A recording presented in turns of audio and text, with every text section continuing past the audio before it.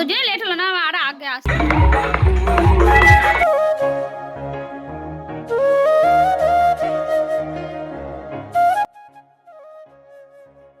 নমস্কার বন্ধুরা, আজ মিষ্টি ডেলি ব্লগে আপনাদের সকলকে স্বাগত।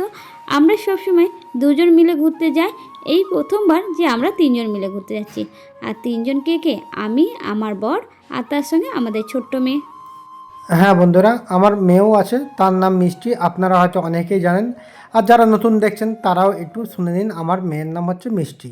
এই দেখুন বন্ধুরা, কাটোয়া রেল লাইনটা আমি ক্রস করছি, অর্থাৎ রেলওয়ে ক্রসিং। এইখানে প্রচুর জ্যাম লাগে। আমাদের ভাগ্য ভালো থাকার জন্য জ্যামে পড়তে হলো না। এখন চলে এসেছি কাটোয়া বাস স্ট্যান্ডের কাছে। আমার বাঁ হাতে দেখুন, এই যে কাটোয়া বাস স্ট্যান্ড। এইবার কাটোয়া থেকে আমরা বেরিয়ে যাচ্ছি আমাদের গন্তব্যস্থল, অর্থাৎ আমার মামা শ্বশুরের বাড়ির উদ্দেশ্যে। এই জায়গাটার নাম হচ্ছে পাঁচঘোড়া। দেখুন, এখানেও নবান্ন উৎসব চলছে, কিন্তু অনেক বড় বড় প্যান্ডেল হয়েছে, ঠাকুরও দেখার মতো। এখান থেকে আর প্রায় 20 মিনিট পরেই আমরা পৌঁছে যাব আমাদের ঠিকানায়। দেখুন কত সুন্দর সুন্দর প্যান্ডেল বানিয়েছে। রাতের আলোতে বেশ ভালোই লাগবে, দিনে ভালো লাগছে না। আর এই দেখুন বন্ধু, নবান্ন উৎসব কী কারণে হয় আপনারা তো জানেন। ধানগুলো কেটে কেটে কিন্তু জমির পাশে রাখা হয়েছে, অনেকে বাড়ি নিয়ে যেতে পারেনি। আর এই যে পাঁচিরটা দেখছেন, এইটা হচ্ছে পাগলা গারদ। আমাদের পশ্চিমবঙ্গের অনেক কিন্তু নাম করা এটি পাগলা গারদ। এই জায়গাটার নাম হচ্ছে জামাইমারি। জামাইমারির নাম দেওয়া হচ্ছে এই কারণে, একদল ডাকাত ডাকাতি করতে গিয়ে নিজের জামাইকেই অজান্তে মেরে ফেলে।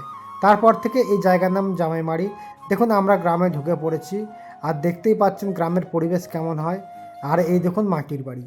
অনেকেই আপনারা মাটির বাড়ি দেখেছেন, কিন্তু দোতলা বাড়ি অনেকেই কিন্তু দেখেননি। দেখুন, এগুলো কিন্তু প্রত্যেকটাই দোতলা বাড়ি। আর দেখুন রাস্তাগুলো খুব সুন্দর। গ্রামের পরিবেশ কিন্তু বন্ধুরা আমার খুবই পছন্দ হয়। দেখুন বাচ্চারা কিন্তু খেলার জায়গায় এসে দাঁড়িয়ে আছে। আর এই দেখুন নবান্নর ঠাকুর, আর প্যান্ডেলটাও কিন্তু চমৎকার। গ্রাম্য পরিবেশ খুব ভালোই লাগে আমার। এইবার কিন্তু চলে যাচ্ছি একদম আমার মামার বাড়ির কাছাকাছি। দেখুন তাল গাছগুলো কিন্তু খুব সুন্দর দেখাচ্ছে, যদিও পুরোটা ক্যামেরার মধ্যে আনা যাচ্ছে না। বাইক চালাচ্ছি তো, আর তোমাদের দিদিভাই কিন্তু ভিডিও করছে, সেই কারণে ওর কিন্তু একটু অসুবিধা হচ্ছে, যেহেতু মিষ্টি অর্থাৎ আমার মেয়ে পিছনে বসে আছে। সে এখনও ভালো করে বসতে শেখেনি, আর দাঁড়াতেও পারে না, তাই একটু অসুবিধা হচ্ছিল। আমরা বাইকে করেই যাচ্ছিলাম। আর দেখুন বাঁ হাতে ডান হাতে এখনও কিন্তু মাটির বাড়ি দেখা যাচ্ছে। গ্রাম এলাকায় কিন্তু মাটির বাড়ি এখন প্রায় নেই বললেই চলে, কিন্তু এই গ্রামে কিন্তু এখনও রয়েছে। আর দূর থেকে দেখতে পাচ্ছি মা কালীর রূপ ধরে একজন হেঁটে বেড়াচ্ছে রাস্তা দিয়ে। এই ভৈরবটি কিন্তু এখন এই গ্রাম বাংলাতেই দেখতে পাওয়া যায়, শহরে কিন্তু সেভাবে দেখা যায় না। কিন্তু এই ভৈরবী দিকে আগে ছোটবেলায় খুবই ভয় পেতাম, এখন সেগুলো কথা মনে পড়লে হাসিই পায়। আপনাদের কি এরকম কখনো হয়েছে? যাই হোক, দেখতে দেখতে প্রায় মামার বাড়ির দিকে চলে এসেছি। আমার মামার বাড়িটা একটু ভেতরে, বলতে গেলে গ্রামের শেষ প্রান্তে। আপনারা দেখলেই বুঝতে পারছেন এতটা রাস্তা, কারণ একেবারে শেষ রাস্তার দিকে এখন অন্তত একটা বাড়ি হয়েছে, এর আগে সেটাও ছিল না। লাস্ট বাড়ি হিসেবে ধরা হতো আমার মামার বাড়িটাই। দেখুন রাস্তাটা কতটা সরু হয়ে গেছে, এরপর আরও সরু হয়ে যাবে। মানে এবার যে রাস্তাটা শুরু হয়ে যাবে সেটা ঠিক জমির আল রাস্তা যেগুলো বলা হয়, ঠিক সেই রাস্তা। দেখলেই বুঝতে পারবেন দেখুন কতটা রাস্তাটা সরু। আমার মামার বাড়ি এই যে এবার দেখা যাচ্ছে একবারে মাঠের ধারে। আর যাকে দেখতে পাচ্ছেন সেটা হলো আমার মামার মেয়ে, মানে আমার বোন হয়। আমাদের অপেক্ষায় বসে থাকতে থাকতে এত খিদে পেয়েছে যে রাস্তার ধারে খাবার নিয়ে বসে পড়েছে খেতে। আর পাশেই আছে মাসির ছেলে, যে ফোন করতে ব্যস্ত। চলে এসেছি মামার বাড়ি। এবার তাহলে একটু পরে আবার দেখা হচ্ছে। এই যে আমাদের দিয়ে দিয়েছে নবান্ন খাবার, আর তার সাথে আছে এটা হলো ক্ষীর, ঘরের তৈরি ক্ষীর। আমাদের অনেকটা দেরি হয়ে গেছে বলে তাই তাড়াতাড়ি আবার খেতে বসে পড়লাম দুপুরে। আমাদের এই যে নবান্ন উৎসবে মেন জিনিস কিনতে জানেন, সবথেকে মেন হলো যেটা হলো কলা পাতায় খাওয়ানো। এটাই কিন্তু মন উদ্দেশ্য বলতে পারেন। নবান্ন মানে কিন্তু কলা পাতা ছাড়া কখনোই হয় না। এই আরেকটা জিনিস যেটা হলো দুপুরে খাবারের জন্য আমি বলছি যে নবান্ন মানে অনেক রকম ভাজাভুজি হবে, মানে আগ ভাজা থেকে শুরু করে প্রচুর ভাজা, মানে 9 রকম 11 রকম ভাজাই হবে। যদিও আমরা ভাজাভুজি খাই না, তাই সেগুলো আমরা নিয়ে নিকো, তাই তরকারি এসবই নিয়েছি। আর তার সাথে নবান্নে কিন্তু মাংস হয় না, নবান্ন উৎসবে মাছ আর মাছ ছাড়া কিন্তু নবান্ন হয় না। আবার মাছেরও আবার নিয়ম আছে, মাছ তরকারির ক্ষেত্রে কিন্তু পেঁয়াজ রসুন ব্যবহার করা চলবে না, নিরামিষই মাছ করতে হবে। কিন্তু মাছ যে নিরামিষ হয় এটা ভাবলেই অদ্ভুত লাগে। এটাও কিন্তু নবান্নে আরেকটা নিয়ম। আর মাছের আবার এক রকম আইটেম হলে হবে না, অনেক রকম পদ হতে হবে। মাছ ভাজা, মাছের টক, মাছের ঝাল, মাছের ঝোল, অনেক রকম। আর প্রতিটা রান্নায় কিন্তু নিরামিষই হতে হবে। আর আমার মামার বাড়ির নবান একবারে মাসের শেষে হয়, বলতে গেলে এটাকে বলে বুড়ো নবান। এদিকে মিষ্টির মাসি তো মিষ্টিকে ছাড়ছেই না, আর বাকিরাও তো সবাই ছাড়ছে না। সবাই এ বলছে আমি নেবো, ও বলছে আমি নেবো। এইভাবে তো দুপুরটা কেটে গেল আমাদের। দুপুরে তাড়াতাড়ি খাওয়ার পর চলে গেলাম মাঠে। মাঠে গিয়ে দেখতে পেলাম যে খেলা প্রায় আরম্ভ হওয়ার মুখে। বন্ধুরা, প্রতি বছরই এখানে নবান্ন উৎসবের সময় খেলার আয়োজন করা থাকে। নবান্নের দিন খেলা হয় সেমিফাইনাল, আর নবান্নের একদিন পর অর্থাৎ নবান্ন আজ, কাল বাদ দিয়ে পরশু খেলা হয় ফাইনাল। আজকে রয়েছে সেমিফাইনাল, তার মধ্যে রয়েছে দুটো দল। এই দুটো দলই কিন্তু বাইরের, অর্থাৎ এই কাটোয়া থেকে নয়, কাটোয়ার থেকে অনেক দূরে। এক দল হচ্ছে শান্তিনিকেতন বা বোলপুরও বলতে পারেন, আর এক দল হচ্ছে চন্দননগর। দুটো দলের মধ্যে খুব সুন্দর খেলা হচ্ছে।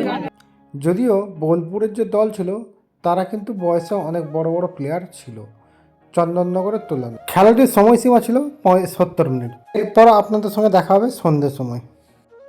সন্ধে হতেই বেরিয়ে পড়লাম ক্যামেরা অন করে ঠাকুর দেখার উদ্দেশ্যে। সাথে অনেকেই আছে, একে একে দেখাবো সবাইকে। সন্ধে হতে বেরিয়ে পড়েছি, প্রথম ঠাকুর দেখুন দেখাচ্ছি আপনাদের। এরপর চলে যাব নেক্সট প্যান্ডেলের উদ্দেশ্যে। আর রাস্তায় যে আলোকসজ্জাগুলো দেখছেন, দেখতে কিন্তু খুবই সুন্দর লাগছে। গ্রাম এলাকায় যে এতটা উন্নত হয়ে গেছে সেটা কিন্তু ভাবা যায় না। আমরা কিন্তু অনেকেই গ্রামকে ভালোবেসে থাকি, আমার তো খুবই ভালো লাগে। আর দেখুন লাইটের আলোটা খুব সুন্দর লাগছে, আপনাদের কেমন লাগছে? আর এই বাঁ ধারে কিন্তু রয়েছে পুকুর, আর ডান দিকে বাড়ি, আপনারা দেখতেই পাচ্ছেন গ্রামের। এরপর চলে যাবো আমরা নেক্সট পুজো মণ্ডপে। এখানে কিন্তু ভিড় অনেকটাই বেশি। দেখুন কি এখানে থিম, ইনিকে দেখছেন, ইনি হচ্ছেন জল্লাদ, আর সামনে যেটা হচ্ছে সেটা হচ্ছে মানুষ, অর্থাৎ নরবলির দৃশ্য এখানে করা হয়েছে। এখানে কিন্তু দুটো মানুষ রয়েছে, একজন মাটির ভেতরে মাথা উপরে, আর একজন পুরো শরীর ওপরে মাথা মাটির নিচে। আর এইখানে রয়েছে মা তারা। দেখুন সাধক বামা খাবাকেও জ্যান্ত, আর তারা মাও জ্যান্ত। এরপর নিয়ে যাব জ্যান্ত দুর্গার কাছে। দেখুন জ্যান্ত দুর্গাও রয়েছে, আর জ্যান্ত অসুরও রয়েছে, সাথে বাঘটাও কিন্তু সিংহটাও জ্যান্ত।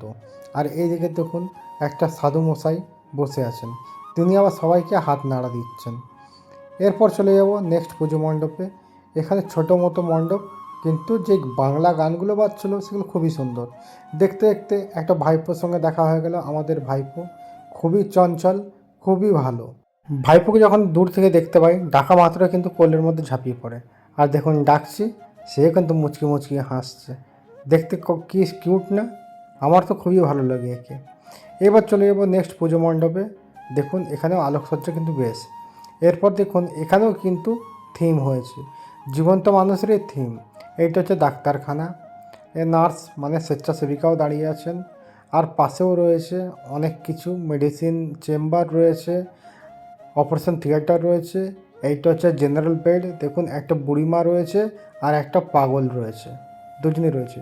পাশের বেডেও কিন্তু জেনারেল বেড হিসেবে দেখা যাচ্ছে, মানে যে দুর্ঘটনাগ্রস্ত মানুষদের এখানে ভর্তি করা হয়েছে। দেখুন তারা টিফিনও করছে, খুব সুন্দর পরিবেশ, খুব সুন্দর লাগছে।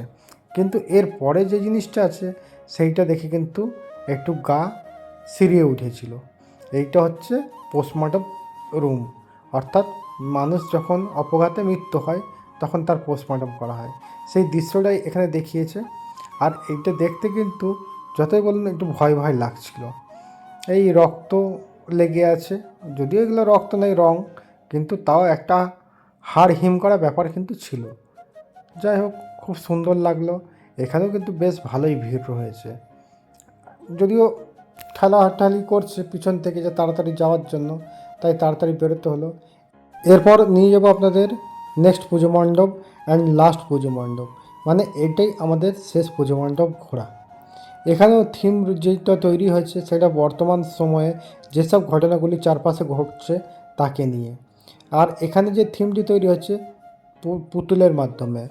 আর প্রত্যেকটি পুতুলের নিচে কিন্তু বোর্ড টাঙিয়ে দেওয়া হয়েছে, মানে কোন পুতুলের উদ্দেশ্য বা ইঙ্গিত কাকে করছে তাকে নিয়ে। আর দেখুন এখানে শিব পার্বতীরও মূর্তি রাখা হয়েছে। দেখুন আপনাদের লেখাগুলো দেখাচ্ছি, প্রত্যেকটি লেখাই কিন্তু বাস্তবের সঙ্গে তাল মিলিয়ে রয়েছে। চারিদিকটা কিন্তু সুন্দর পরিবেশ, এখানে ভিড় তেমন ছিল না। এবার আপনাদের আস্তে আস্তে লেখাগুলো পড়াবার চেষ্টা করছি। সর্বপ্রথম যে লেখাটি দেখাচ্ছি সেখানে লেখা আছে, লোভ লালসার হচ্ছে শিকার, ভবিষ্যৎ অন্ধকার। দেখুন কত সুন্দর লেখাটার মানে সেটা কিন্তু বুঝতেই পারছেন।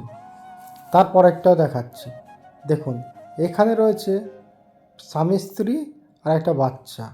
এবার নিচের লেখাটা দেখুন, পুরনো বরের বড্ড ত্রুটি, পরপুরুষের সঙ্গে জুটি। কথাটার মানে কি বলতে যাচ্ছে সেটা হয়তো বুঝতেই পারছেন, বর্তমান সময় যেটা হয়ে আসছে। এরপরের লেখাটা আপনাদেরকে দেখাচ্ছি, নিজ কর্মে দোষে মরি, ভগবানের শ্রদ্ধা করি। এরও একটা অর্থ রয়েছে। এই থিমটা নিয়ে একটা শর্ট ভিডিও বানাবো, সেটাও আপনারা দেখতে পারেন। আমাদের সারাদিনটা এইভাবেই কাটলো, খুব আনন্দের সঙ্গে কাটালাম। আশা করব আপনাদেরও এই ভিডিওটি খুবই ভালো লাগবে। বন্ধুরা, এইটাই হচ্ছে আমার প্রথম নবান্ন উৎসব পালন করা। বন্ধুরা, যদি আপনাদের ভিডিওটি ভালো লেগে থাকে তাহলে নিচে থাকা সাবস্ক্রাইব বাটনকে প্রেস করে পাশে থাকা বেল আইকনকে ক্লিক করে দিন আর নোটিফিকেশান অল করে দিন, যাতে আমাদের সমস্ত রকমের নতুন ভিডিও আপনাদের কাছে সর্বপ্রথম পৌঁছাতে পারে।